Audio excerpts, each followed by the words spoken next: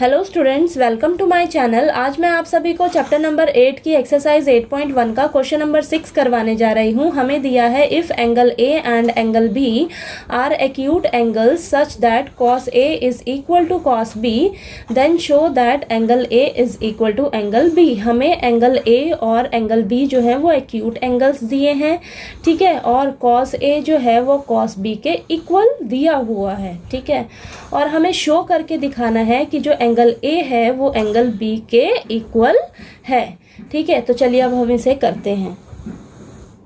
तो सबसे पहले हम एक राइट एंगल ट्राइंगल ड्रॉ करेंगे। ये हो जाएगा हमारा 90 डिग्री, ठीक है। और क्वेश्चन में बोला एंगल ए और जो एंगल बी है वो एक्यूट एंगल्स हैं, तो ये दोनों पॉइंट्स हो जाएंगे हमारे ए और ये बी, ठीक है। और ये जो 90 डिग्री वाला पॉइंट हो जाएगा हमारा सी, ठीक है। तो अब हम लिखेंगे सबसे पहले लेट अस कंसीडर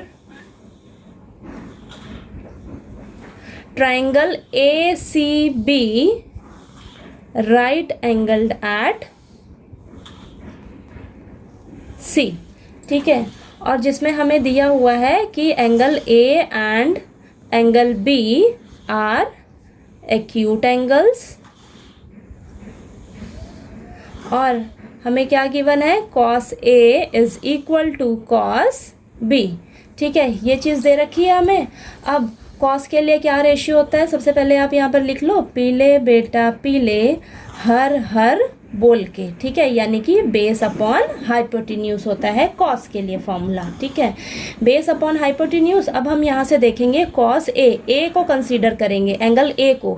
तो एंगल ए को अगर कंसीडर करेंगे तो यहाँ से इसके सामने वाली साइड हमारी हो जाएगी परपेंडिकुलर, ठीक है। ये परपेंडिकुलर हो जाएगा, ये बेस हो जाएगा, ये हाइपोटेन्यूज। तो हमारा बेस क्या होएगा, AC, ठीक है। तो यहाँ पर लिखिए AC और हाइपोटेन्यूज तो आपका AB रहेगा, ठीक है। अब कॉस B, अब हम एंगल B को कंसीडर करेंगे। यहाँ पर अब B को कंसीडर अगर आप करोगे तो एंगल B के सामने वाली साइड हो जाएगी हमारी परपेंडिकुलर, ठीक है, और ये साइड हो जाएगी अब हमारी बेस, ठीक है। BC साइड बेस हो जाएगी।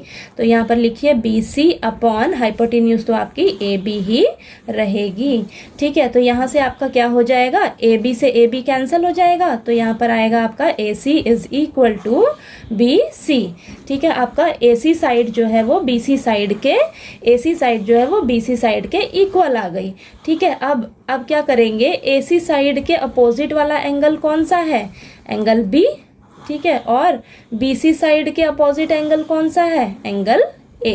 तो यहाँ से हमारा क्या हो जाएगा, angle B is equal to angle A, ठीक है। तो यहाँ पर हम रीजन लिखेंगे angles opposite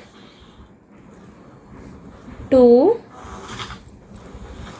equal sides are equal, ठीक है। यानी कि अगर हमें किसी भी ट्रायंगल में उनकी साइड्स अगर इक्वल हैं तो उन साइड्स के अपोजिट जो एंगल होंगे वो भी हमारे इक्वल होंगे, ठीक है। तो यहाँ पर AC साइड हमारी BC साइड के इक्वल आ रही है, तो AC साइड के अपोजिट एंगल है एंगल B और BC साइड के अपोजिट एंगल है एंगल A। तो ये दोनों एंगल्स भी हमारे इक्वल हो जाएंगे और यही हमें शो करना था, ठीक है। यही हमसे क्वेश्चन में पूछा था शो करने के लिए, जो कि हमने प्रूफ कर दिया, ठीक है। तो ये वाला क्वेश्चन आपको समझ आ गया होगा अच्छे से। नेक्स्ट क्वेश्चन नंबर 7 के लिए हम नेक्स्ट वीडियो में मिलते हैं।